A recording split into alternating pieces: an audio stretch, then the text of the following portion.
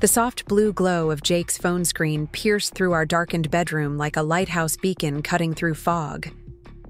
Ashley. Ashley. Ashley. Each notification lit up the darkness with her name, the gentle buzzing against our mahogany nightstand creating a rhythm that had kept me awake for the past 3 hours. My husband lay beside me, his breathing deep and even, completely oblivious to the digital symphony of betrayal playing just inches from his sleeping head. Before we jump back in, tell us where you're tuning in from, and if this story touches you, make sure you're subscribed, because tomorrow I've saved something extra special for you. I turned my head slightly on the pillow, studying Jake's profile in the dim light. 15 years of marriage had etched familiar lines around his eyes, the same eyes that used to light up when they saw me walk into a room. Now those eyes barely glanced up from screens anymore, always focused on something more important than the woman who had built her entire adult life around supporting his dreams. The irony wasn't lost on me that even in sleep, he looked more peaceful than he had in months, blissfully unaware that his carefully constructed double life was about to crumble around him. The phone buzzed again. Ashley. This time it was a photo notification. My stomach churned as I imagined what kind of image she might be sending at 2:37 in the morning. Jake stirred slightly but didn't wake. His phone had been buzzing, like this for weeks now. Always when he thought I was asleep. Always when he assumed I was too trusting or too naive to notice the patterns. Poor Jake had always underestimated my attention to detail, a trait that had served me well in ways he could never imagine. I slipped out of bed with the practiced silence of someone who had been walking on eggshells for months, my bare feet finding the familiar path across our hardwood floors without making a sound. The house felt different at night, less like the home we had built together, and more like a stage set where we performed the roles of a happy couple for an audience of one. During the day, I could almost convince myself that everything was normal, that the distance between us was just a phase, that marriages naturally went through quiet periods after 15 years. But at night, when the masks came off and the phones came out, the truth was impossible to ignore. I padded down the hallway toward my home office, the space Jake had helped me set up 3 years ago when I told him I wanted to try freelance, graphic design. He had been so supportive then, so encouraging about my little creative hobby that would help me feel productive while he focused on the serious business of building his career. What he didn't know was that my little creative hobby had quietly evolved into something much more substantial, something that would have challenged everything he believed about our marriage and our financial future. The office was my sanctuary, painted in calming sage green with natural light streaming in from the large windows during the day. Now, in the pre-dawn darkness, it felt like a command center, filled with the dual monitors and professional equipment that Jake assumed I used for designing birthday party invitations and small business logos for friends. If he had ever taken a closer look at my setup, really looked at the enterprise-grade software licenses and advanced analytics tools, he might have started asking different questions. But Jake had stopped really looking at anything I did around the time he started. Working late every Tuesday and Thursday night, I powered up my main computer and pulled up the project I had been working on before bed. The Rodriguez digital strategy firm had grown beyond my wildest expectations over the past 2 years, with clients ranging from Austin's hottest startups to established companies looking to modernize their digital presence. What had started as a way to maintain my professional skills while being a supportive wife had transformed into a thriving consultancy that generated more revenue than Jake's salary at his marketing firm.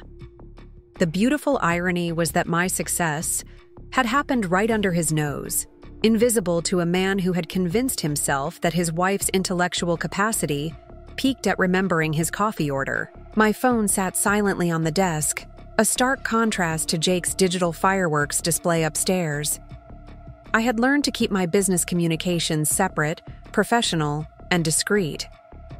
My clients knew me as Emma Rodriguez, the sharp-minded strategist, who could turn around their digital presence in 90 days or less. At home, I was simply Emma Thompson, the devoted wife who made sure Jake's shirts were pressed and his favorite meals were waiting when he came home from his increasingly frequent late nights at the office. The computer hummed to life, and I opened the encrypted folder where I kept my most sensitive files. Not business files. Those were safely stored in cloud servers with multiple security layers. These were the files I had never wanted to create. The documentation I had been quietly compiling for the past 6 months as Jake's behavior became impossible to ignore. Screenshots of credit card statements showing charges at restaurants I had never been to. Receipts for gifts that had never made their way home. Hotel bookings for conferences that didn't exist. I wasn't proud of the detective work I had been doing, but I wasn't naive either. Growing up as the daughter of a divorce attorney had taught me that when marriages start falling apart, the person who documents everything first is usually the person who survives with their dignity and assets intact. My mother, Diana Mitchell, had built her reputation on helping blindsided spouses who wished they had paid attention to the warning signs earlier. The cruel irony was that I had become exactly the type of client she had spent decades protecting. The sound of Jake's phone buzzing again drifted down from our bedroom. A reminder that while I sat in the darkness planning for a future I had never wanted, he was probably dreaming peacefully about a life that didn't include me.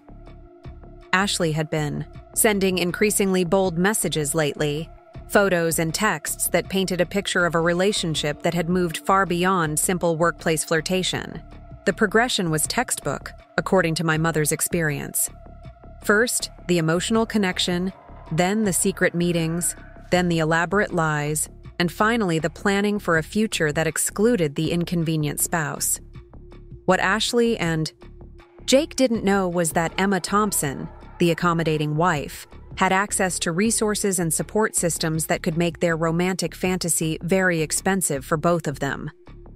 Emma Rodriguez, the business owner, had spent years building relationships with some of Austin's most connected professionals, including several who specialized in protecting people like me when their worlds fell apart. I pulled up my secure messaging app and typed a quick message to Sophie Kim, my business assistant, and the only person who knew the full extent of my dual existence. Sophie had been urging me for months to confront the situation directly, to stop pretending that Jake's increasingly obvious affair wasn't destroying my peace of mind. But confrontation had never been my style.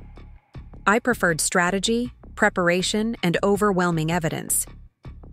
Jake's betrayal deserved a response that was as calculated and thorough as his deception had been careless and obvious.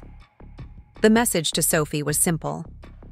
Tomorrow we implement Phase 1. Time to stop being invisible. Her response came back. Within minutes, despite the early hour. Sophie was a night owl who often worked Austin hours from her apartment in South Korea, managing the international clients who formed the backbone of our consulting business. Finally, the documentation is ready. Are you sure you're prepared for what comes next? Was I prepared? I looked around the office that Jake still thought was just a hobby space, at the business I had built while he assumed I was organizing charity events and planning dinner parties.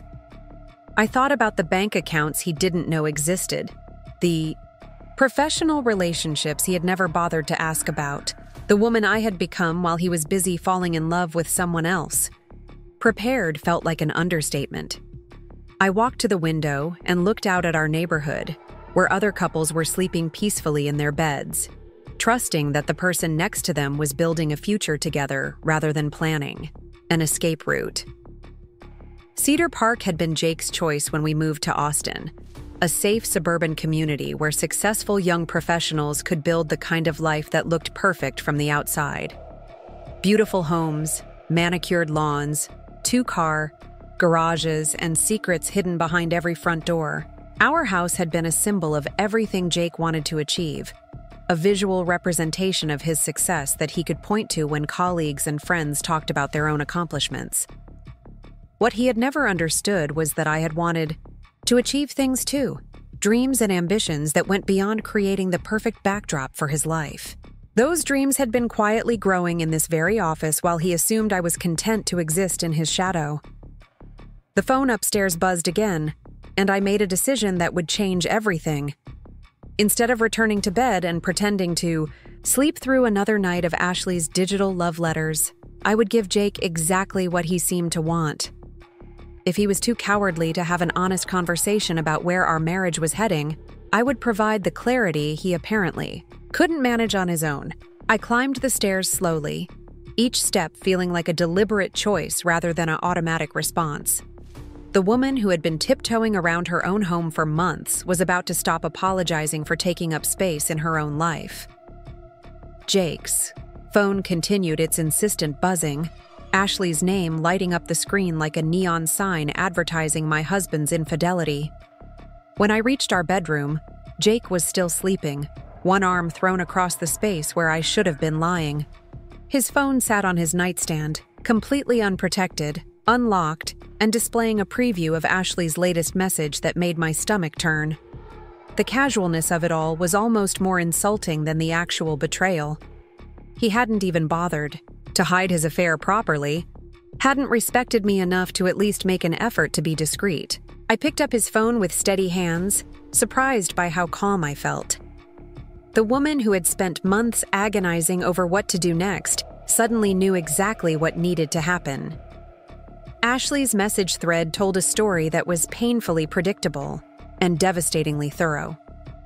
Months of flirtation that had escalated into explicit photos and detailed plans for a future that included leaving our marriage behind. They had been discussing timelines, talking about when Jake would finally tell me about their relationship, planning for a life together that treated my existence as nothing more than an inconvenience to be managed. The most recent message was a photo that left no doubt about the physical nature of their relationship, accompanied by text that made it clear this wasn't their first intimate encounter. Ashley had also sent a series of messages about their dinner plans for the following evening, a romantic evening at one of Austin's most expensive restaurants that Jake would undoubtedly tell me was a work obligation. I began typing a response, my fingers moving with the same precision I used when crafting marketing strategies for my most demanding clients. The message needed to be perfect, clear enough to end any confusion about what I knew while maintaining the dignity that Jake and Ashley had abandoned months ago. Hi, Ashley. This is Emma, Jake's wife. I've been reading your messages, and I think it's time we all had an honest conversation about what happens next. Jake will be in touch tomorrow to discuss how you both plan to handle the consequences of your choices. I hope you've enjoyed your time together because it's about to become much more complicated. I hit send before I could second-guess myself, then carefully placed Jake's phone back on the nightstand. The message would create immediate chaos in their carefully constructed fantasy, forcing them to confront the reality that their secret relationship had just become very public knowledge. Jake would wake up to discover that his accommodating wife had transformed overnight into someone who refused to be treated as an accessory in her own life. As I settled back into bed, Jake stirred slightly, but didn't wake. Tomorrow, everything would change. The woman who had spent 15 years supporting his dreams while hiding her own accomplishments was about to step out of the shadows and reclaim her place in her own story. Ashley's phone was probably buzzing right now with my message, and soon both of them would discover that Emma Thompson was much more formidable than either of them had ever imagined. The room fell silent as Jake's phone finally stopped buzzing, the sudden quiet feeling almost unnatural after hours of electronic interruption. I closed my eyes and smiled for the first time in months, knowing that when the sun rose over Cedar Park, the carefully maintained illusion of our perfect marriage would be replaced by something much more honest and infinitely more interesting. Jake had no idea that while he had been planning his exit strategy with Ashley, I had been building something that would make his betrayal the least significant part of our story. Tomorrow, he would discover that the woman he had been taking for granted was actually the most dangerous opponent he had ever faced. The phone calls, the meetings, the careful documentation, the strategic alliances I had been building, all of it was about to pay off in ways that would redefine everything he thought he knew about our marriage and our future. But tonight, for the first time in months, I would sleep peacefully, knowing that the next chapter of my life was about to begin on my terms, not as the victim of someone else's betrayal, but as the architect of my own liberation. Jake and Ashley thought they had been writing our story in secret, but they were about to discover that I had been writing a different ending all along. The morning sun filtered through our bedroom curtains with the kind of gentle warmth that had once made me grateful to wake up in this house, in this life, beside this man. Preparing and narrating this story took us a lot of time, so if you are enjoying it, subscribe to our channel. It means a lot to us. Now back to the story. Today, it felt like stage lighting illuminating the final act of a performance I was tired of giving. Jake's phone had fallen silent sometime before dawn, but the silence felt more ominous than the constant buzzing that had preceded it. I lay, still, listening to his breathing, waiting for the moment when he would reach for his device and discover that his carefully compartmentalized world had just collided with itself.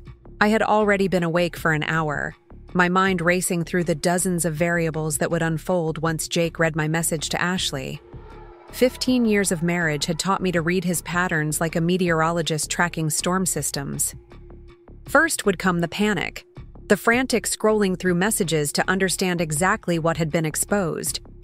Then the calculation, as his attorney brain kicked in to assess damage and plan his response. Finally, the performance. The careful orchestration of words and expressions designed to minimize the consequences of his choices. What Jake didn't know was that I had been studying his patterns for months, documenting his tells and preparing for exactly this moment. The woman he had married was observant by nature, but the woman I had become was strategic by necessity. Every late night he had claimed to be working, every business trip that didn't quite add up, every unexplained charge on our credit cards had been noted, verified, and filed away in preparation for this day. His phone finally buzzed with an incoming call. Ashley. Even in sleep, Jake's body responded to that particular sound, his hand automatically reaching toward the nightstand before his conscious mind had fully engaged. I watched through barely, opened eyes as he grabbed the device, squinting at the screen as his brain processed the name and the urgency of a call at 6:43 in the morning. Hello? His voice was rough with sleep, but I could hear the note of concern that Ashley's early call had triggered. A pause. Then his body went completely rigid. What do you mean, she answered? What message? Another pause, longer this time, filled with the kind of silence that comes when someone's world is reorganizing itself around new and unwelcome information. I remained perfectly still, controlling my breathing to maintain the illusion of sleep while Jake's quiet conversation unfolded beside me. His voice dropped to a whisper, but years of lying next to him had trained my ears to catch his softest words. Are you sure it was her? What exactly did she say? The desperation in his tone was almost pitiful, the sound of a man who had convinced himself he was clever enough to maintain parallel lives without consequences. I can't talk right now, he whispered finally. She's right here. Meet me at the usual place in an hour. We need to figure out what she knows and how to handle this. The usual place, even in crisis, they had their established patterns, their secret locations and coded communications. It would have been romantic if it weren't so thoroughly pathetic. Jake ended the call and sat on the edge of the bed for several minutes, his head in his hands, trying to process the magnitude of his exposed duplicity. I could feel the tension radiating from his body like heat from a furnace, the physical manifestation of a man whose careful plans had just been scattered like leaves in a windstorm. When he finally stood and headed toward the bathroom, his movements were unsteady, the confident stride of Austin's rising marketing executive replaced by the uncertain shuffle of someone navigating unfamiliar territory. The shower started, and I allowed myself to open my eyes fully for the first time since his phone had rung. This was it, the moment when everything changed, when the accommodating wife stopped accommodating, and the successful businesswoman stopped hiding. I reached for my own phone and sent a quick message to Sophie. Phase 1 complete. Jake is panicking. Implementing Phase 2 this morning. Her response came immediately. despite the time difference. Diana Mitchell confirmed for 10 a.m. Documentation package ready. You've got this, Emma. Diana Mitchell. My mother had been Austin's most feared divorce attorney for 25 years, building a reputation for protecting blindsided spouses, with a combination of legal brilliance and strategic ruthlessness that had made her wealthy and respected in equal measure. She had taught me to notice patterns, to document everything, and to never trust that love alone would protect me from betrayal. I had hoped never to need those lessons, but genetics had prepared me for exactly this moment. Jake emerged from the shower looking like he was preparing for battle, his usual morning routine executed with military precision. Expensive suit, perfectly knotted tie, cologne applied with the same attention to detail he brought to wooing new clients. Or apparently, wooing new women. He moved around our bedroom with practiced efficiency, but I could see the calculation behind every gesture, the way his mind was working through scenarios and responses even as he performed the familiar rituals of getting ready for work. "Morning, beautiful," he said when he noticed I was awake, his voice carrying the forced cheerfulness of someone trying to behave normally while their world crumbled around them. "Sleep well?" The casual delivery of such a loaded question would have been impressive if I didn't know exactly what had kept him awake for the remaining hours of the night. "Like a baby," I replied, stretching languidly and giving him the same satisfied smile I had been perfecting for months. It was so quiet. "Your phone usually buzzes all night with work stuff, but last night was different. Peaceful." I watched his face carefully as I spoke, noting the subtle tightening around his eyes that betrayed his internal panic. "Yeah, I noticed that too," he said, attempting nonchalance while checking his reflection in our dresser mirror. "Must have been a slow night for emergencies." The lie came so easily that I wondered how many others I had missed over the years, how many times he had stood in this same spot crafting explanations for behavior that had simple, ugly explanations. "That's good," I said, sitting up in bed and giving him the kind of warm, trusting smile that had once been genuine. "You work too hard, Jake. You deserve some peaceful nights." The irony was delicious, watching him try to read my expression, for signs that I knew more than I was revealing, while I demonstrated exactly the kind of performance he had been giving me for months. He kissed my forehead before leaving, the same brief, distracted gesture that had replaced real intimacy sometime in the past year. "I might be late tonight," he said, avoiding eye contact. "Big presentation tomorrow, and you know how these things go." I knew exactly how these things went. They went to expensive restaurants with Ashley, followed by visits to hotel rooms that I would never be told about. "Of course," I replied. "I'll probably work late too. I have a new client project that's really exciting." The truth of that statement would have shocked him if he had bothered to ask for details. Instead, he simply nodded and headed downstairs, his mind already focused on the crisis management session he was about to have with his mistress. I waited until I heard his car pull out of the driveway before allowing myself to smile properly for the first time since this nightmare had begun.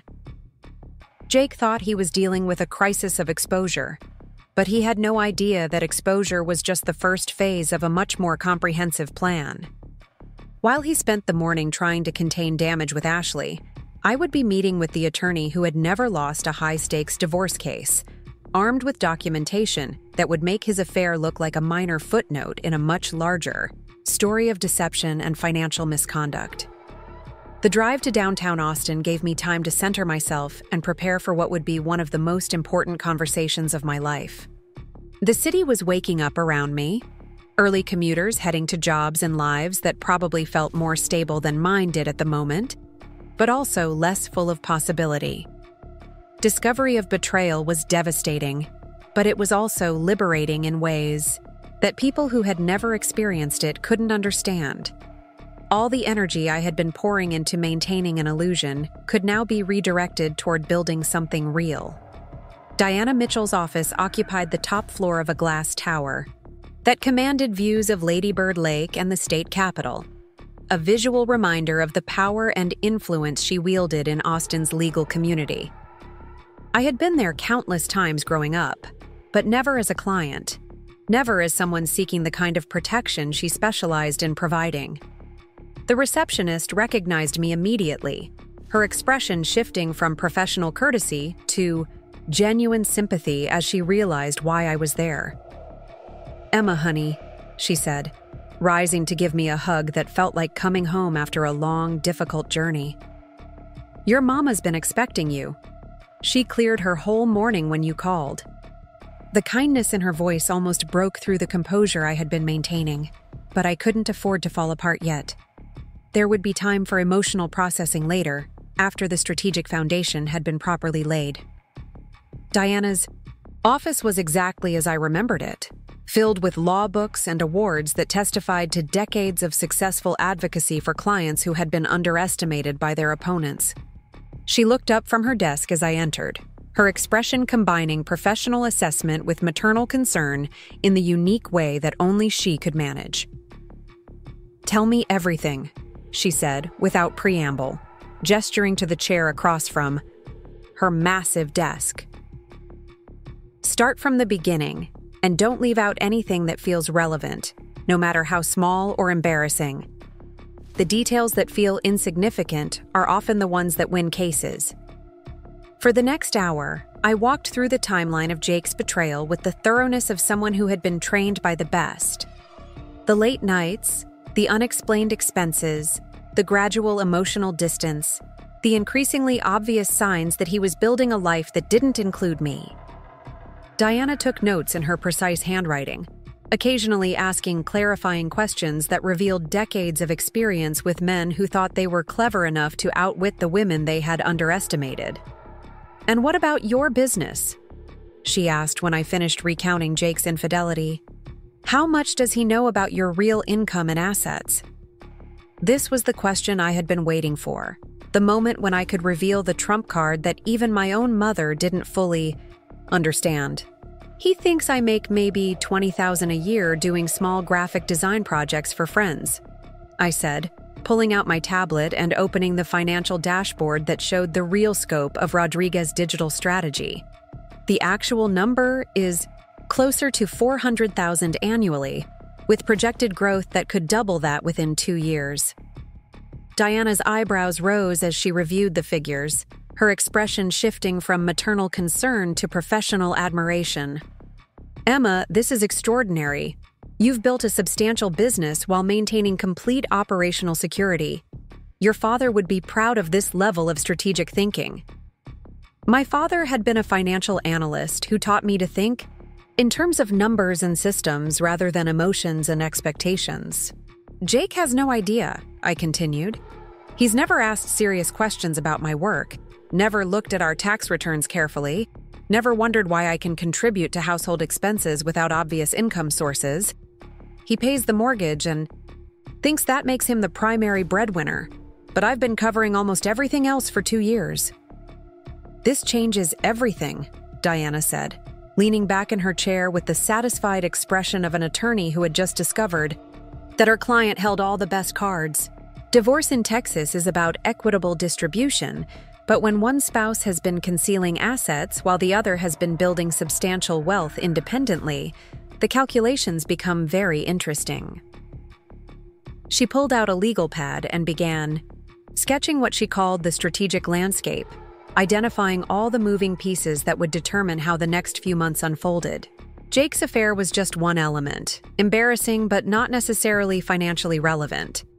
His potential misconduct with our joint finances was more serious, especially if he had been using marital funds to support his relationship with Ashley. But my hidden business success was the element that would transform this from a typical infidelity case into something much more complex and profitable. "We need to document everything before he realizes what he's actually dealing with," Diana explained. "Right now, he's panicking about the affair being exposed, but he has no idea that the real threat to his financial future is sitting in this office. We have a window of opportunity while he's distracted by damage control with Ashley." The next Hour was spent outlining a strategy that was as comprehensive as it was carefully timed: asset protection, business entity restructuring, evidence preservation, and strategic revelation of information that would keep Jake reactive rather than proactive throughout the process. Diana had perfected these techniques over decades of high-stakes divorces, but she had never worked with a client who had been preparing for this moment as thoroughly as I had. "Your business documentation is impeccable," she noted, reviewing the corporate filings and financial records that established Rodriguez Digital Strategy as a completely separate entity from our marriage. "You've been thinking like a divorce attorney for years without realizing it. Everything is properly segregated, thoroughly documented, and legally bulletproof." We scheduled a follow-up meeting for the next day, when Diana would have had time to review all the documentation and prepare the initial filing strategy. As I left her office, I felt lighter than I had in months, not because my marriage was ending, but because I was finally free to be honest about who I had become and what I had accomplished while playing the role of the supportive wife. My phone buzzed with a text from Jake as I walked to my car. "Working late tonight. Don't wait up." The casual dismissiveness of it would have hurt 6 months ago, but now it just felt like another piece of evidence for the file Diana was building. Jake was so focused on managing his crisis with Ashley that he had no idea his accommodating wife had just spent the morning with the most dangerous divorce attorney in Texas, armed with information that would rewrite his understanding of our entire marriage. I drove to the Innovation Hub, the co-working space in downtown Austin where I maintained my real office, the professional environment that Jake had never bothered to visit or ask about. Sophie was already there when I arrived, despite the late 2-hour in Seoul, her computer screens displaying the client projects that kept Rodriguez Digital Strategy running smoothly, even while my personal life imploded. "How did it go with your mother?" she asked, looking up from a campaign analysis she was preparing for our biggest tech startup client. Sophie was the only person who understood the full scope of what I had been juggling for the past 3 years. Building a successful consultancy while maintaining the illusion of domestic contentment. "Better than expected," I replied, settling into my chair and pulling up the secure files where I kept the documentation of Jake's betrayal. "She thinks we can turn this situation into a significant advantage, especially once Jake realizes what he's actually up against." Sophie smiled, the expression of someone who had been waiting for her boss to stop hiding her capabilities and start leveraging them strategically. "Good," she said, "because I've been fielding inquiries from 3 potential clients who want to discuss major projects. Word is spreading about our work with the fintech companies, and people are starting to ask specifically for Emma Rodriguez, rather than just whoever handles their account." The professional recognition felt surreal in the context of my collapsing marriage, but also perfectly timed. Just as Jake was discovering that his secret life had consequences, I was discovering that my secret life had created opportunities he could never have imagined. The rest of the day was spent managing the dual reality that had become my existence. Emma Thompson, the soon-to-be divorced wife, carefully documenting evidence and planning legal strategy. Emma Rodriguez, the successful entrepreneur, managing client relationships and business growth with the same attention to detail that was about to serve me so well in divorce proceedings. The 2 identities were finally converging into something stronger and more authentic than either had been separately. Jake texted twice more during the day, each message a masterclass in casual deception that would have been insulting if it weren't so useful for my attorney's files. Presentation prep taking longer than expected. Grabbing dinner with the team. Each lie was carefully crafted to sound plausible while providing him the freedom to continue his relationship with Ashley, unaware that his every move was being documented and preserved for future use. As evening approached, I prepared to go home to our house in Cedar Park, to the suburban sanctuary that had been the stage for 15 years of marriage and months of betrayal. But tonight would be different. Tonight, I would be returning not as the accommodating wife who pretended not to notice her husband's lies, but as a woman who had spent the day preparing to reclaim her life on her own terms. Jake thought he was managing a crisis of exposure, but he had no idea that exposure was just the beginning of a much more comprehensive reckoning. Tomorrow, he would begin to discover exactly who he had been married to all these years, and exactly how much his betrayal was going to cost him. The woman he had been taking for granted was about to reveal herself as the most formidable opponent he had ever faced, and the business he had dismissed as a hobby was about to become the foundation of a future that didn't require his approval or support. But tonight, I would go home and continue the performance just a little longer, giving Jake enough rope to hang himself while I prepared for the morning when everything would change forever. The next morning arrived with the crisp clarity that comes after making irreversible decisions. I woke before my alarm, my body naturally adjusting to what felt like the beginning of a new life, rather than just another day. Jake had come home well after midnight, his movements through our house careful and deliberate as he tried not to wake me. The irony wasn't lost on me that he was finally being considerate, just 3 months too late and for all the wrong reasons. He was already gone when I came downstairs, having left early to avoid the kind of morning conversation that might require him to look me in the eye and maintain his fiction. A note on the kitchen counter explained that he had an early client. Breakfast, which I knew meant another crisis meeting with Ashley to plan their next moves. What they didn't understand was that while they spent their energy on damage control, I was implementing a strategy that would make their small deceptions seem trivial by comparison. My phone buzzed with a message from Diana confirming our 10 o'clock strategy session, followed immediately by a text from Sophie noting unusual activity on Jake's credit cards overnight. Late dinners, expensive wine, charges at a boutique hotel that specialized in discretion and premium amenities. Even in panic, Jake couldn't resist the dramatic gestures that made him feel sophisticated and powerful. He was playing the role of the tortured lover caught between two worlds, apparently unaware that every transaction was being documented and preserved for future reference.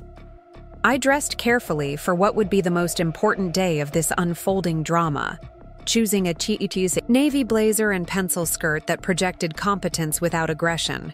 The woman Jake would face today needed to be someone he recognized but had never really seen, professional enough to command respect, but familiar enough to catch him off guard. Years of playing the supporting role in his career had taught me exactly how to calibrate my presence for maximum impact. The innovation hub was bustling with Austin's entrepreneurial energy when I arrived. Young professionals building startups and established consultants managing clients from their flexible workspace. I had been part of this community for 3 years, but always as Emma Rodriguez, the successful strategist whose personal life remained carefully compartmentalized from her professional achievements. Today, those worlds would begin to merge in ways that would surprise everyone who thought they knew me. Sophie was waiting in our shared office space, surrounded by printouts and tablets displaying the comprehensive documentation we had been building for months. What had started as simple record-keeping for tax purposes had evolved into something much more strategic, as Jake's behavior became impossible to ignore. Every business expense, every client interaction, every revenue stream had been meticulously tracked and legally categorized to establish Rodriguez's digital strategy as a completely independent entity.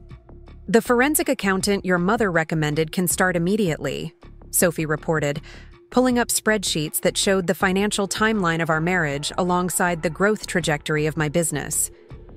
She's already identified several areas where Jake may have been using joint funds for personal expenses that weren't disclosed or discussed.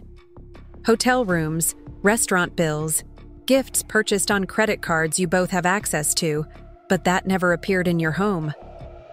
The pattern was textbook infidelity, made more damaging by Jake's failure to realize that his accommodating wife had been trained by one of Austin's best divorce attorneys to notice exactly these kinds of financial irregularities.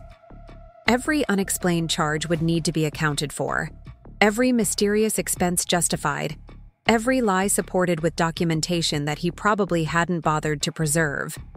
"There's something else," Sophie continued, her expression shifting. to something more serious.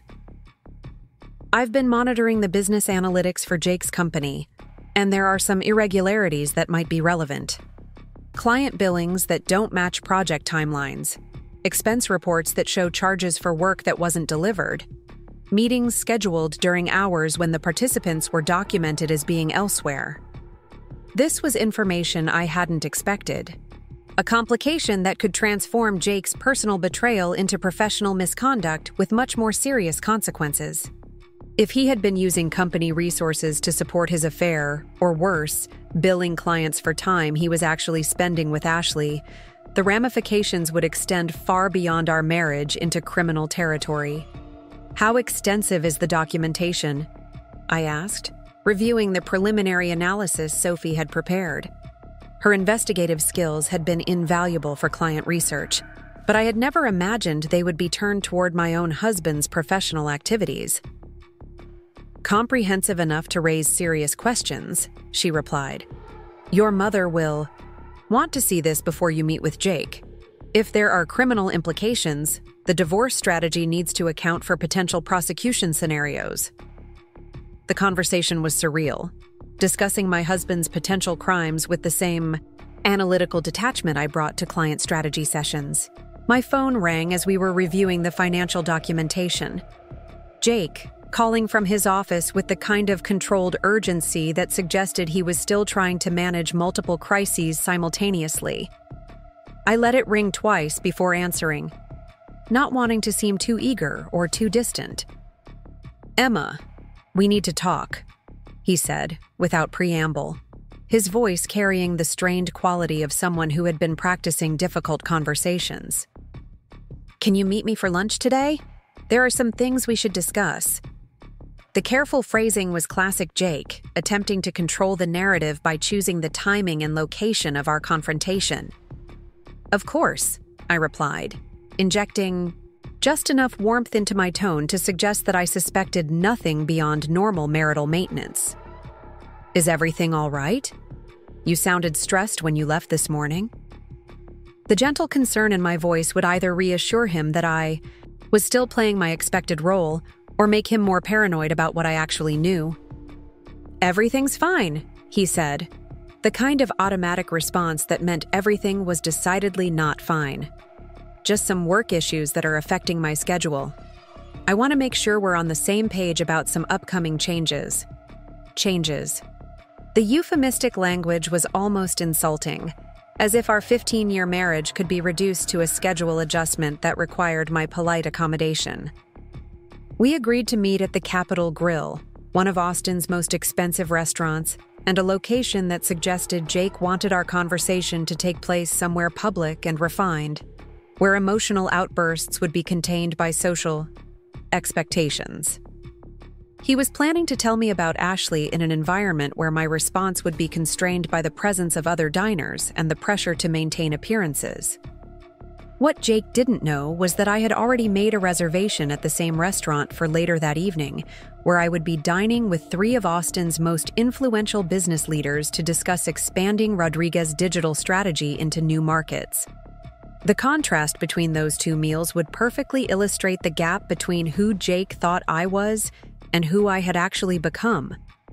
I spent the morning putting finishing touches on the comprehensive dossier that Diana would use to frame our legal strategy. Bank statements, credit card records, business documentation, correspondence between Jake and Ashley, expense reports, travel receipts, and financial projections that painted a clear picture of both his betrayal and my independent success. Every document was organized, annotated, and cross-referenced to build an irrefutable case for the settlement terms that would protect my interests and penalize his deception. The drive to the Capitol Grill gave me time to prepare for what would likely be the most important performance of my marriage. Jake would be expecting the accommodating wife who had spent 15 years supporting his ambitions and overlooking his selfishness.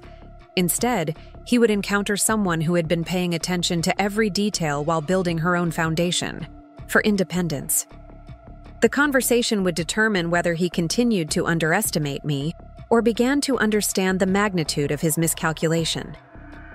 The restaurant was busy with Austin's business lunch crowd, successful professionals conducting meetings and closing deals while maintaining the polished veneer that defined the city's upscale dining scene. Jake was already seated when I arrived, checking his phone with the distracted intensity that had become his default expression over the past months. He looked up as I approached, his face cycling through emotions as he tried to read my expression for signs of what I knew or suspected.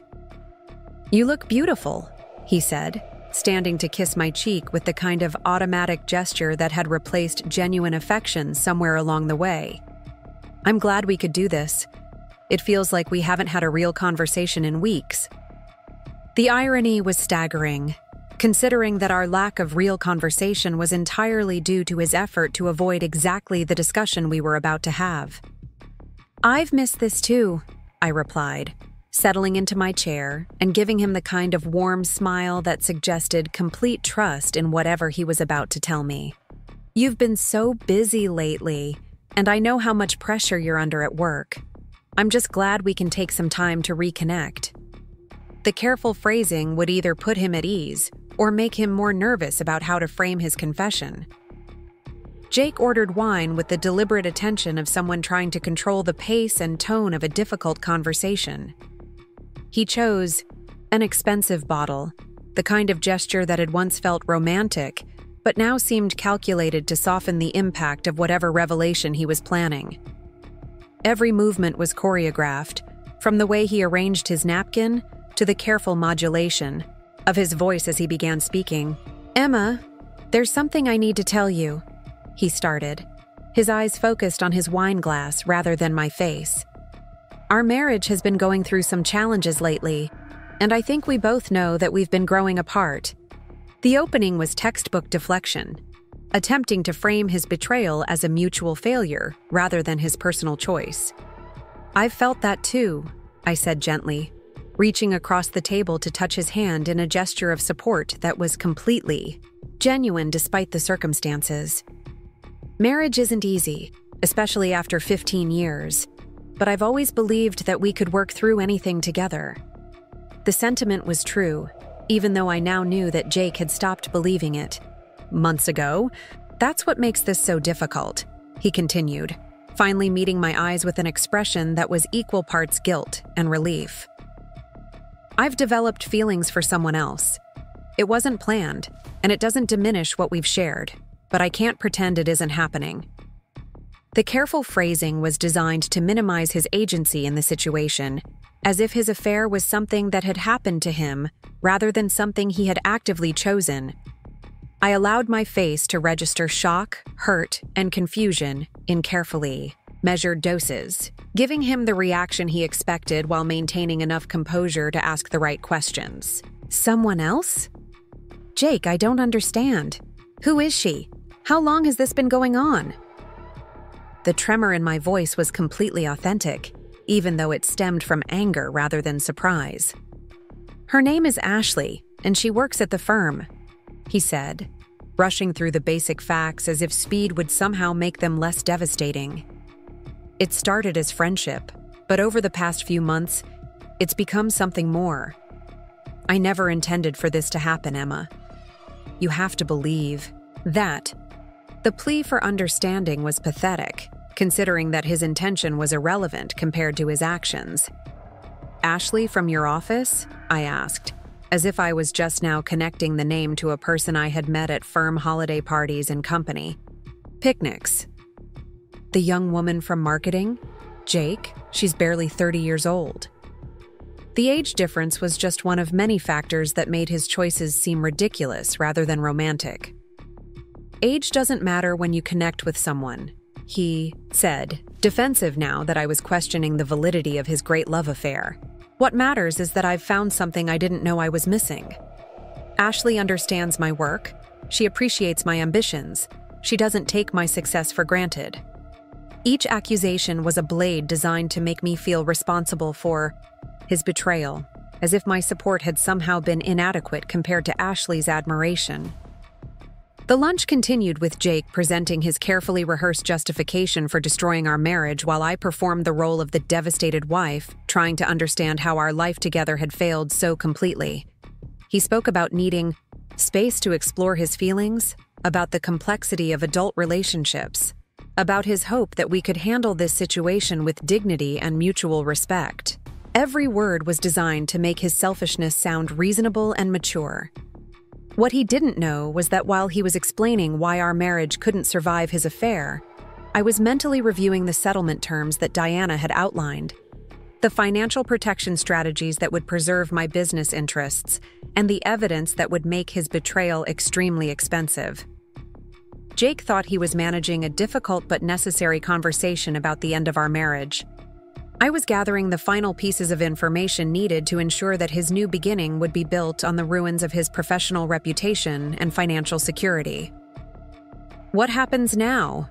I asked when he finished his monologue about the complexity of love and the importance of following your heart. "Do you want a divorce? Are you planning to marry Ashley?" The practical questions seemed to catch him off guard, as if he had expected more emotional processing before we moved to logistics. "I think we need some time apart," he said carefully. "Maybe I could stay at a hotel for a few weeks while we figure out the best way forward. I don't want to hurt you more than necessary, Emma. You deserve better than a husband who can't give you his whole heart." The magnanimous gesture was undermined by the fact that he had already been staying at hotels with Ashley while pretending to give me his whole heart. "A few weeks," I repeated, as if I was trying to process the timeline of our separation. "And what about our finances? The house? Our joint accounts?" These were the questions that would reveal whether Jake had thought beyond the romance of his situation to consider the practical implications. "We'll work all of that out," he said, dismissively, clearly uncomfortable with details that didn't fit his narrative of mutual, amicable separation. "I'm not trying to take advantage of you, Emma. I just need the freedom to explore what this could become without feeling like I'm betraying our marriage." The irony of that statement was breathtaking, considering that he had been betraying our marriage for months while living in our home and sharing our bed. The meal ended with Jake paying the check with our joint credit card, a final gesture of entitlement that would be documented and included in the evidence file Diana was building. He walked me to my car with the solicitous attention of someone trying to demonstrate that he was still a good person, despite having destroyed his wife's life for the excitement of a workplace romance. "I know this is difficult," he said, holding my car door open with the kind of chivalrous gesture that had once felt romantic. "But I really believe this is best for both of us. You're an amazing woman, Emma, and you deserve someone who can love you the way you deserve to be loved." The condescending kindness was almost worse than outright cruelty, suggesting that his betrayal was somehow a gift he was giving me. "I hope you're right," I replied, giving him one last trusting smile before getting into my car. "I hope this works out the way you're planning, Jake. I really do." The sincerity in my voice was genuine, because I did hope his plan worked out exactly as he deserved. As I drove away from the restaurant, I called Diana to confirm our afternoon strategy session and to add the new information Jake had provided about his timeline and expectations. His assumption that I would accommodate his affair with the same grace I had shown for his career ambitions was about to become the most expensive mistake of his life. The afternoon was spent finalizing the comprehensive legal strategy that would transform Jake's romantic fantasy into a nightmare of financial consequences and professional humiliation. Every piece of evidence was organized. Every potential counter-move was anticipated. Every asset was protected. By the time Jake returned home that evening to collect his things for his temporary hotel stay, he would be walking into a trap that had been 3 months in the making. But first, I had a dinner meeting with 3 of Austin's most successful entrepreneurs, where I would be discussing the expansion of Rodriguez's digital strategy into new markets and bigger opportunities. The contrast between Jake's lunch confession and my evening business meeting would perfectly illustrate the difference between someone who destroyed things for temporary pleasure and someone who built things for lasting success. Jake thought he was beginning a new chapter of his life, but he was actually closing the book on everything he had worked to achieve. The woman he was leaving behind was about to reveal herself as the most formidable opponent he had ever faced, and the business he had dismissed as a hobby was about to become the foundation of a future that would dwarf everything he thought he had accomplished. Tomorrow, he would discover exactly who he had been married to for 15 years, and exactly how much his freedom was going to cost him. The 48 hours that followed Jake's confession passed in a blur of coordinated activity that would have impressed the most seasoned campaign managers. While Jake spent his time moving into a boutique hotel downtown and presumably planning his future with Ashley, I was executing a strategy that would redefine both our understanding of what the next chapter would actually look like. He thought. He was managing a transition period where we would work out the details of our amicable separation. I was implementing the final phases of a plan that would expose every lie he had told and every assumption he had made about my capacity to fight. Back. Diana's office had become a war room, filled with documents, timelines, and strategic assessments that painted a comprehensive picture of not just Jake's betrayal, but his systematic underestimation of the woman he had been married to for 15 years.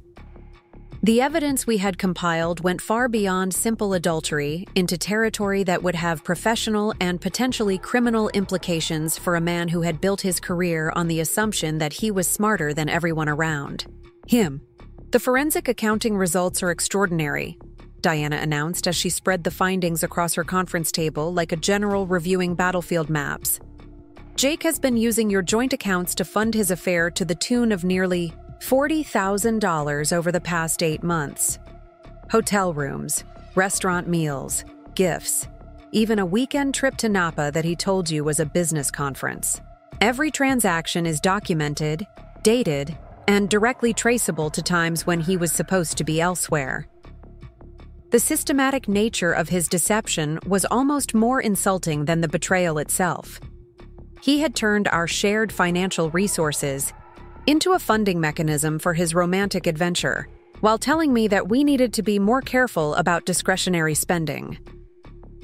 Every time I had suggested a vacation or a home improvement project, he had cited budget concerns that apparently didn't apply to impressing Ashley with expensive dinners and luxury accommodations. There's more, Diana continued, pulling out a separate folder that contained Sophie's analysis of Jake's professional activities. Your assistant's investigation into his company's billing practices has uncovered evidence of time fraud, client overcharging, and expense manipulation that goes back nearly 2 years. Jake has been billing clients for hours he was actually spending with Ashley, charging expenses to projects that were never completed, and submitting travel reimbursements for trips that were personal rather than professional.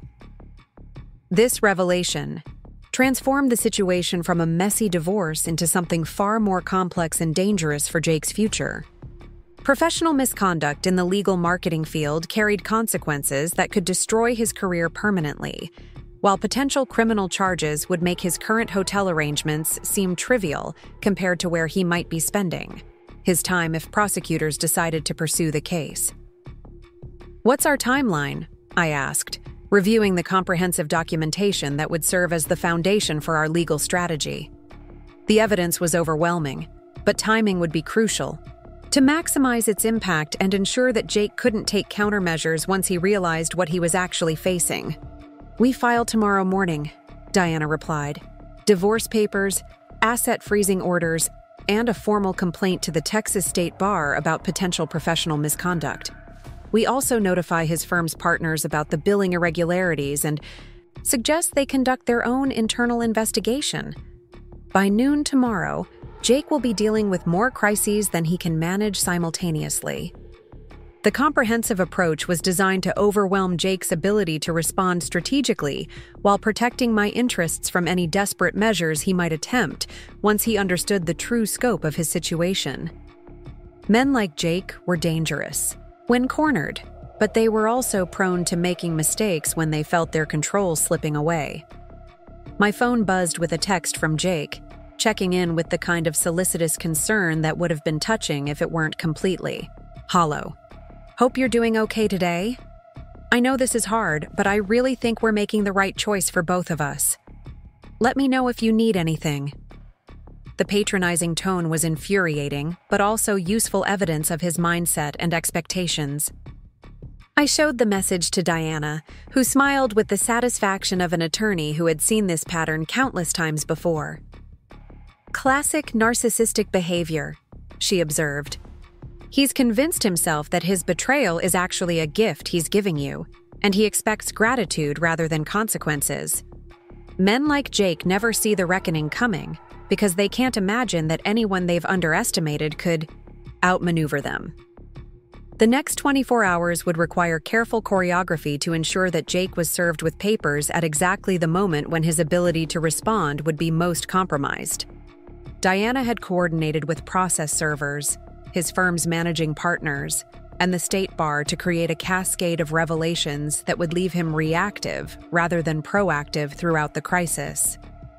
"There's one more element we should discuss," Diana said, pulling out a final folder that contained correspondence from several of Austin's premier family law firms. 3 of the city's top divorce attorneys have already been contacted by someone asking about representation in a case involving you and Jake. Given the timing, it's almost certainly Ashley trying to understand what kind of legal exposure she might have for her role in this situation. This development was both predictable and useful, since it meant that Ashley understood she might need legal protection once the full scope of their affair became public. Her attempt to secure representation would also create conflicts of interest. That would limit Jake's options for experienced counsel once his own legal troubles multiplied beyond simple divorce proceedings. "She's smart enough to be worried," I observed, "but not smart enough to understand what she should actually be worried about. If she thinks this is just about the divorce, she's in for some unpleasant surprises when the professional misconduct allegations become public." That evening, I returned home to our house in Cedar Park for what would likely be the last time as Jake's wife rather than his legal adversary.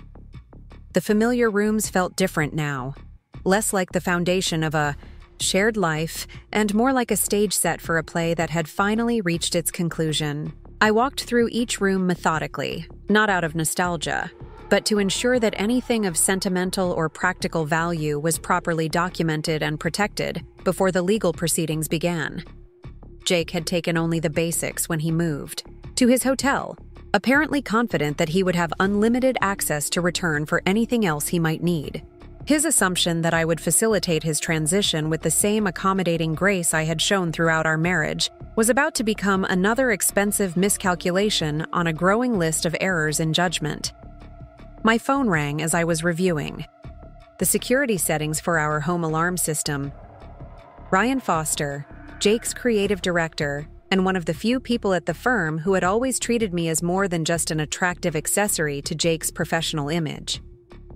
Ryan's call was unexpected, but not entirely surprising, given that the Austin marketing community was small enough that news of unusual developments traveled quickly through informal networks.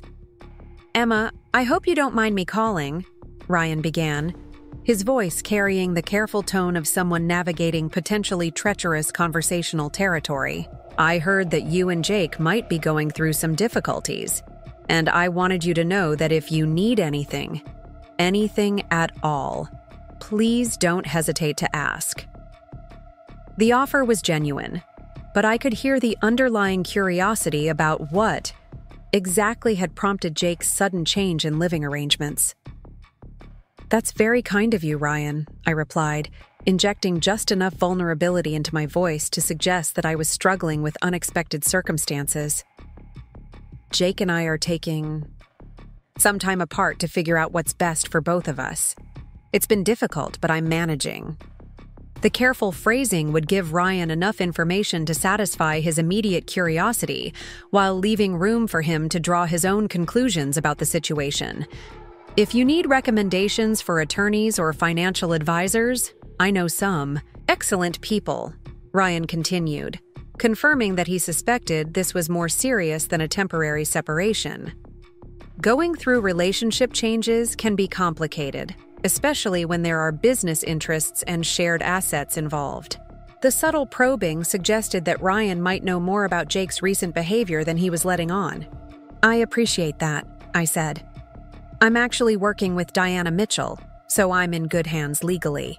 But I might take you up on other kinds of support as things develop." The mention of Diana's name would signal to anyone familiar with Austin's legal community that this was a serious matter rather than a simple relationship adjustment. Ryan's pause was telling. Diana Mitchell's reputation preceded her, and anyone who knew her work would understand that her involvement meant substantial assets were at stake, and that someone was prepared to fight for them aggressively. "Diana's the best," he finally said. "Whatever's happening, you're definitely in the right hands." The conversation ended with promises to stay in touch and offers of support that felt genuine, but also strategic. Ryan was positioning himself as an ally, which could prove valuable depending on how the situation at Jake's firm developed once the professional misconduct allegations became public. Having friends inside the company would provide insight into how management responded to the crisis and whether they would attempt to protect Jake or distance themselves from the scandal. As I prepared for bed in what would likely be my last night of peaceful sleep for several weeks, I reflected on the journey that had brought me to this moment. 6 months ago, I had been the accommodating wife who noticed her husband's increasing distance but attributed it to work stress and the natural evolution of a long marriage. Tonight, I was a successful businesswoman who had built comprehensive legal and financial defenses while methodically documenting every aspect of her husband's betrayal. The transformation hadn't been sudden or dramatic, but rather the gradual emergence of capabilities and strengths that had always existed but had been suppressed in service of maintaining marital harmony. Jake's affair had forced me to choose between continuing to diminish myself for his comfort or reclaiming the person I had been before I learned to make myself smaller to fit into his vision of what a wife should be. My phone buzzed with a final message of the evening. This one from Sophie confirming that all business operations were secure and that our clients had been briefed about potential disruptions without being given specific details about my personal situation. The professional relationships I had built over 3 years of careful work would survive whatever publicity emerged from the legal proceedings, and Rodriguez's digital strategy would emerge stronger for having weathered this crisis. The irony wasn't lost on me that while Jake was celebrating his newfound freedom in a downtown hotel, probably planning romantic evenings with Ashley and imagining a future built on the destruction of our marriage, I was preparing to reveal just how costly that freedom would actually be. He thought he was beginning a new chapter where he could pursue his desires without the burden of an accommodating but unexciting wife. Tomorrow, he would discover that the woman he had dismissed as an ornament in his successful life was actually the most formidable opponent he had ever faced. The morning arrived with the kind of crystal clarity that comes before life-changing events. I dressed with particular care, choosing a charcoal suit that projected authority without aggression. Professional enough to command respect in any boardroom, but understated enough to avoid seeming like I was trying too hard. The woman Jake would face in court needed to be someone he recognized but had never really seen, familiar enough to catch him off guard, but powerful enough to make him understand that he had fundamentally misunderstood who he was married to. Diana's office was buzzing with activity when I arrived, her legal team putting finishing touches on filings that would transform Jake's romantic adventure into a comprehensive legal and professional disaster. Process servers were receiving final instructions, court clerks were being briefed on the urgency of various motions, and media contacts were being prepared for the possibility that this case might generate public interest given Jake's position in Austin's business community. "Everything is coordinated for maximum impact," Diana reported as we reviewed the timeline one final time. Jake will be served with divorce papers at his office at 10 a.m., just as his managing partners are receiving formal notification about the billing irregularities. The state bar complaint will be filed simultaneously, and by noon, every major family law attorney in Austin will know that Emma Rodriguez Thompson is not someone to be underestimated. The use of my full professional name was deliberate, signaling that this case involved someone with her own standing and resources rather than just a dependent spouse seeking support. The legal community would quickly understand that this was a battle between equals rather than a powerful man discarding an inconvenient wife. My phone remained silent as the morning progressed, which meant that Jake was still operating under the assumption that his biggest challenge would be managing my emotional reaction to our separation. He had no idea that while he was probably planning lunch with Ashley and imagining how smoothly his transition to single life was proceeding, legal documents were being prepared that would redefine his understanding of everything he thought he knew about consequences and accountability. At exactly 10 a.m., Diana's assistant confirmed that service had been completed. Jake had been handed divorce papers in front of his colleagues, along with asset freezing orders that would prevent him from accessing joint accounts or disposing of marital property. The timing was perfect, creating maximum professional embarrassment while limiting his ability to take defensive measures. "His attorney just called," Diana announced 15 minutes later, her expression combining professional satisfaction with barely contained amusement. Apparently, Jake is demanding an immediate meeting to discuss what he calls Emma's unreasonable overreaction to a simple marital separation. He seems to think this is about hurt feelings rather than documented fraud and professional misconduct. The response was exactly what we had predicted. Jake's narcissism would prevent him from understanding the true scope of his situation until the evidence was presented in detail, by which time his options for damage control would be severely limited. He was still thinking like someone managing a relationship conflict rather than someone facing potential criminal charges and professional destruction. "What's his lawyer's reputation?" I asked, curious about whether Jake had managed to secure competent representation or had been forced to settle for someone less experienced due to the conflicts of interest Ashley's inquiries had created. "Marcus Webb," Diana replied, pulling out a file on Austin's legal community. "Competent but not exceptional, primarily handles simple divorce cases for middle-class professionals. Not someone you'd choose for a complex case involving substantial assets and potential criminal liability." Either Jake doesn't understand what he's facing, or the better attorneys were already conflicted out. This was another advantage we hadn't necessarily planned for, but were prepared to exploit. Complex legal matters required experienced counsel, and Jake's apparent inability to secure top-tier representation would handicap his ability to mount an effective defense against the comprehensive case we had built. The rest of the morning passed in a series of confirmations and updates that painted a picture of Jake's world systematically falling apart, while he still believed he was managing a simple relationship transition. His firm had placed him on administrative leave pending their internal investigation. The state bar had opened a formal inquiry into his billing practices. His hotel reservations were being scrutinized to determine whether they had been paid for with misappropriated funds. By noon, Jake Thompson was no longer a successful marketing executive planning his romantic future with Ashley Chen. He was a defendant in multiple proceedings who would spend the foreseeable future explaining his choices to attorneys, investigators, and potentially prosecutors. The freedom he had sought by betraying our marriage was about to become the most expensive mistake of his life. And through it all, Emma Rodriguez Thompson sat in her attorney's office, reviewing financial projections for her expanding consultancy while her soon-to-be ex-husband discovered exactly who he had been married to for 15 years. The accommodating wife was gone forever, replaced by a woman who had finally stopped hiding her capabilities and started using them strategically. The real reckoning was just beginning.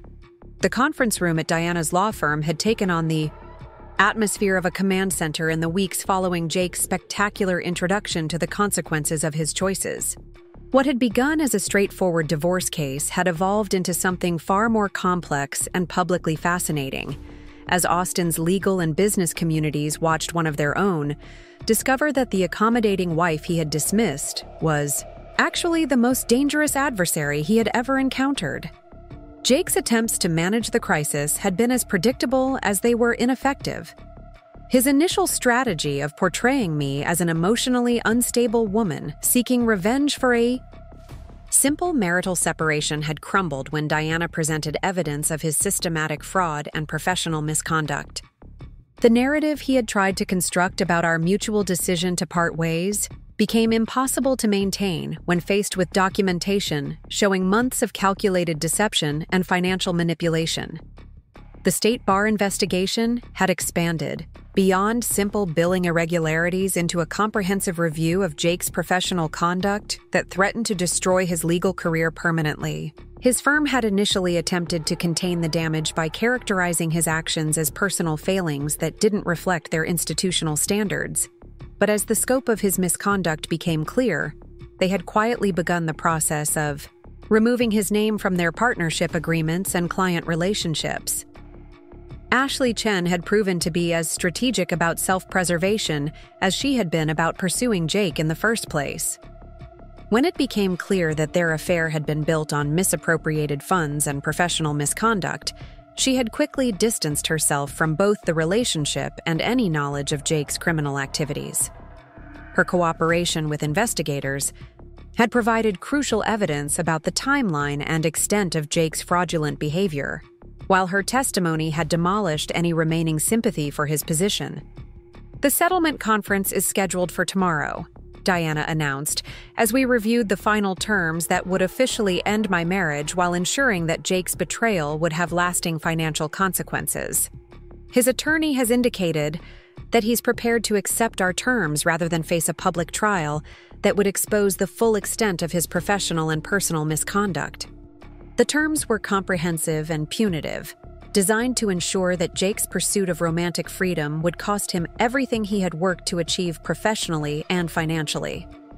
He would retain minimal assets, face ongoing monitoring of his professional activities if he managed to avoid criminal prosecution, and carry the permanent stigma of having been exposed as someone who had systematically betrayed both his marriage and his professional obligations. "What about his criminal exposure?" I asked, reviewing the final documentation that would close this chapter of my life while opening a new one built on honesty rather than accommodation. The potential for prosecution had been hanging over the proceedings like a sword, threatening to transform Jake's marital betrayal into something far more serious. "The district attorney's office is still reviewing the evidence," Diana replied. "Given the dollar amounts involved and the systematic nature of the fraud, prosecution remains a strong possibility. Jake's cooperation with their investigation might reduce his exposure, but he's looking at significant financial penalties regardless of whether formal charges are filed." This outcome exceeded even my most optimistic expectations when I had first discovered Jake's affair months ago. What had begun as documentation for a simple divorce had uncovered a pattern of misconduct that would follow Jake for the rest of his career, assuming he managed to retain any professional standing at all. My phone buzzed with a message from Sophie, updating me on the latest developments in Rodriguez Digital Strategies' expansion into new markets. The business had thrived during the months of legal proceedings, as word spread through Austin's entrepreneurial community about the successful consultant who had systematically outmaneuvered a husband who had tried to reduce her to a decorative accessory in his life. 3 major clients had signed contracts specifically requesting Emma Rodriguez Thompson's personal involvement in their projects. "There's something poetic about the timing," Diana observed, watching me review business projections that showed revenues doubling within the next fiscal year. "While Jake's professional world collapses around him, your business is experiencing unprecedented growth. Success really is the best revenge, even when it wasn't originally intended as revenge." The sentiment was accurate but incomplete. My success hadn't been motivated by a desire for revenge, but rather by the recognition that I could no longer afford to diminish myself for someone who had never truly valued what I brought to our partnership. Jake's betrayal had forced me to choose between continuing to hide my capabilities or finally using them to build something that belonged entirely to me. Ryan Foster had called earlier that morning with news from Jake's former firm that illustrated just how completely his professional reputation had been destroyed. The company was conducting a comprehensive review of all his client relationships and billing practices, while several major accounts had specifically requested that their work be reassigned to other team members. The marketing executive, who had once been considered a rising star in Austin's business community, was now a cautionary tale about the consequences of mixing personal misconduct with professional fraud. Ryan mentioned that Ashley has been quietly looking for positions at other firms, I told Diana, sharing the information that painted a picture of how thoroughly the affair had destroyed both participants' career prospects. Apparently, her involvement with Jake has made her unmarketable in Austin's marketing community, and she's considering relocating to Dallas or Houston to start over. This development was satisfying in ways that had nothing to do with revenge and everything to do with justice. Ashley had made calculated choices about pursuing a married man whose resources she could exploit for her own benefit, and those choices were now carrying appropriate consequences. The romantic adventure that had seemed so exciting when it was, funded by stolen money and built on lies, had lost its appeal when it became associated with criminal investigations and professional ruin. The final settlement conference took place in the same downtown building where I had first met with Diana months earlier. But the woman who walked into that conference room bore little resemblance to the accommodating wife who had been desperately trying to save a marriage that her husband had already destroyed. Emma Rodriguez Thompson was a successful entrepreneur with comprehensive legal representation and evidence that had transformed a simple divorce into a masterclass in strategic planning and execution. Jake looked smaller than I remembered, his expensive suits unable to disguise the fact that his world had contracted dramatically since our lunch at the Capitol Grill, where he had so confidently explained why our marriage needed to end. His attorney seemed overwhelmed by the complexity of the case and the comprehensiveness of the evidence Diana had assembled, while Jake himself appeared to finally understand that he had fundamentally misunderstood who he had been married to for 15 years. "Mr. Thompson," Diana began, her voice carrying the authority of someone who had never lost a case of this magnitude. "My client is prepared to finalize these proceedings today if you're ready to acknowledge the terms we've outlined. However, if you prefer to proceed to trial, we're confident that the evidence will support even more punitive measures than what we're currently proposing." Jake's attorney had clearly advised him that accepting the settlement was his only viable option, given that a public trial would expose every detail of his misconduct, while potentially triggering additional criminal charges.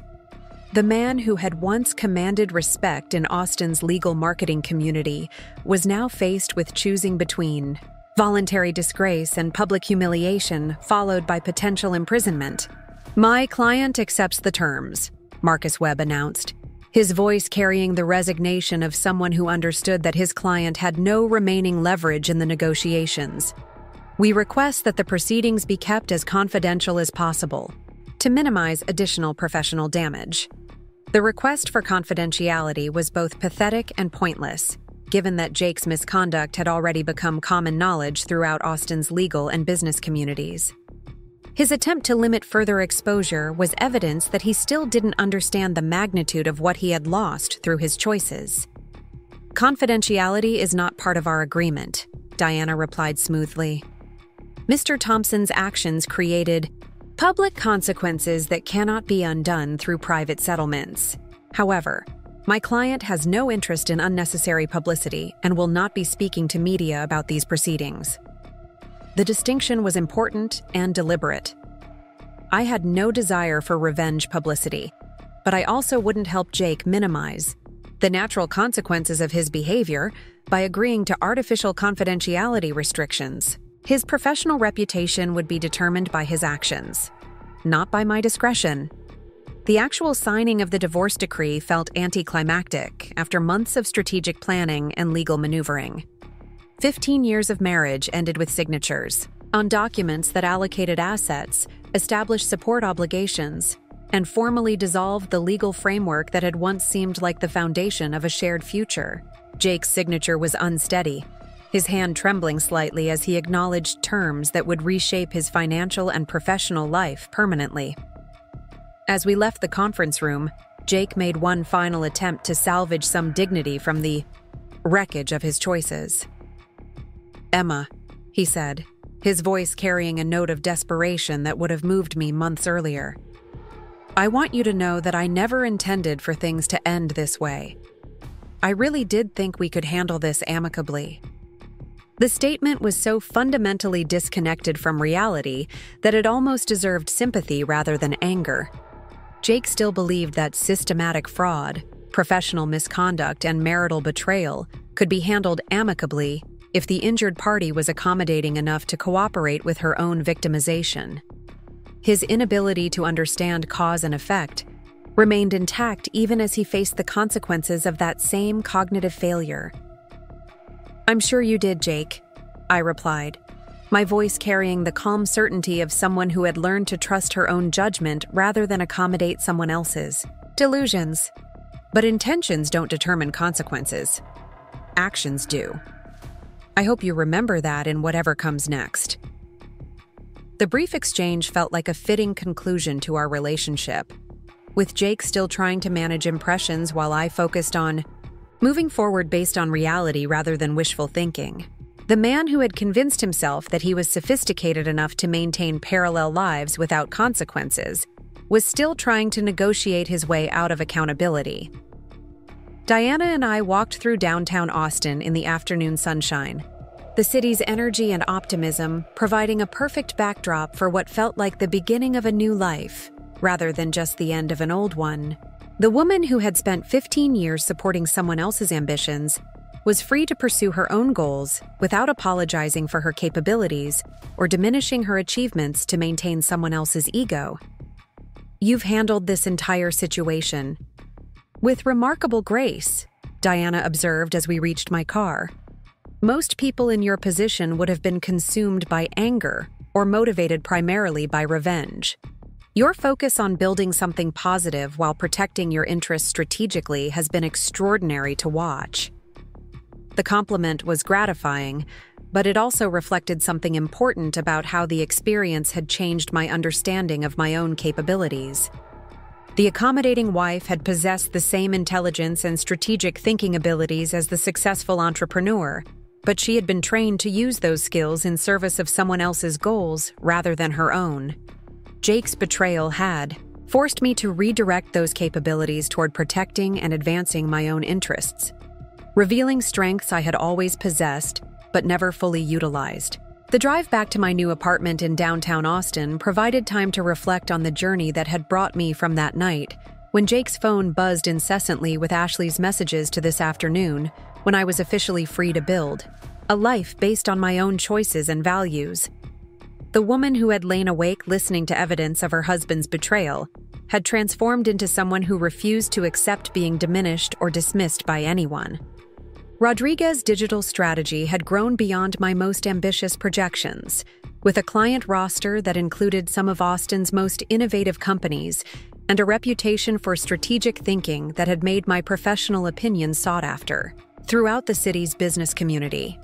The consulting firm that Jake had dismissed as a hobby was now generating more revenue than his former salary, with growth projections that would make it one of Austin's premier marketing consultancies within 5 years.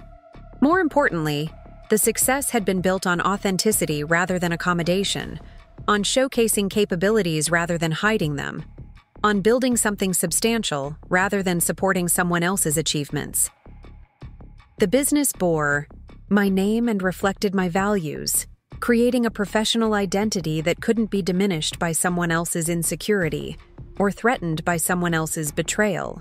My phone rang as I settled into my apartment, the modern space with floor-to-ceiling windows overlooking Lady Bird Lake that represented everything I had gained by refusing to accept being treated as an accessory in my own life.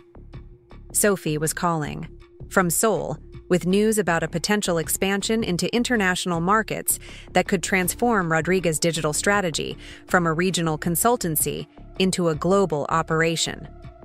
3 companies in Singapore want to discuss comprehensive digital transformation projects, she reported. her excitement evident even across the international connection. They specifically requested Emma Rodriguez Thompson based on recommendations from our Austin clients who have operations in Asia. This could be the foundation for a truly international practice. The opportunity was exactly the kind of professional challenge I had dreamed about during the years when I was supporting Jake's career while suppressing my own ambitions. Now, freed from the obligation to make myself smaller to accommodate someone else's ego, I could pursue projects that matched my capabilities and interests rather than limiting myself to what felt safe or unthreatening to an insecure partner. Schedule preliminary calls for next week, I told Sophie, already thinking through the logistics of international expansion and the strategic planning required to build a global consultancy. And start researching the regulatory requirements for establishing operations in Singapore and Hong Kong. If we're going to do this, we're going to do it properly. As evening descended over Austin, I stood at my windows watching the city's lights reflect off the water while contemplating the future that stretched ahead without limitations imposed by someone else's expectations or insecurities. The woman, who had once reorganized her entire life around Jake's schedule and priorities, was now free to build something that reflected her own vision and values. The final irony of the situation was that Jake's betrayal, which he had intended as a way to escape the limitations of marriage and pursue his romantic desires, had actually freed me to become more successful and fulfilled than I had ever been, while accommodating his needs. His pursuit of short-term pleasure had cost him everything he had worked to achieve, while forcing me to discover capabilities and strengths that had been suppressed for years. Ashley Chen was reportedly planning to leave Austin entirely, her involvement with Jake having made her unmarketable in the city's tight-knit marketing community. The romantic adventure that had seemed so exciting when it was new and secret had become a professional liability that would follow her wherever she went. The affair that had destroyed my marriage had also destroyed both of their careers, while inadvertently launching mine into unprecedented success. Jake would spend the next several years rebuilding his professional reputation from the ground up, assuming he managed to avoid criminal prosecution for his billing fraud and financial misconduct. The successful marketing executive who had once been considered a rising star in Austin's business community was now a cautionary tale about the consequences of mixing personal betrayal with professional misconduct. But those were their consequences to manage, their choices to live with, their futures to rebuild from the wreckage of their decisions. My energy and attention were focused on building something positive and substantial, on growing a business that reflected my values and capabilities, on creating a life that didn't require anyone else's permission or approval to be authentic and successful. The phone that had once buzzed all night with evidence of betrayal now carried messages about business opportunities, client successes, and professional recognition that validated years of hidden work and suppressed ambitions. Emma Rodriguez Thompson was no longer someone's accommodating wife or dismissed appendage, but a successful entrepreneur whose opinion was valued and whose capabilities were recognized throughout Austin's business community.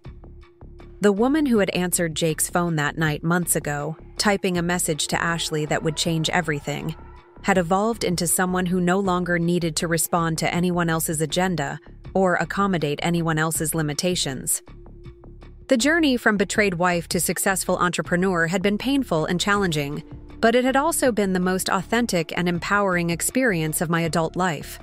As I prepared for sleep in my own space, surrounded by evidence of my independent success and freed from the obligation to diminish myself for someone else's comfort, I felt grateful for the betrayal that had forced me to discover who I really was when I stopped trying to be who someone else needed me to be. Jake's phone had indeed buzzed all night with Ashley's name, but my response had changed everything in ways that none of us could have predicted. The accommodating wife was gone forever, replaced by a woman who had learned to value her own judgment, trust her own capabilities, and build a life that reflected her authentic self rather than someone else's expectations. And that transformation, painful as the catalyst had been, was worth more than all the joint accounts and shared dreams that had been lost along the way. Up next, You've got 2 more standout stories right on your screen. If this one hit the mark, you won't want to pass these up. Just click and check them out.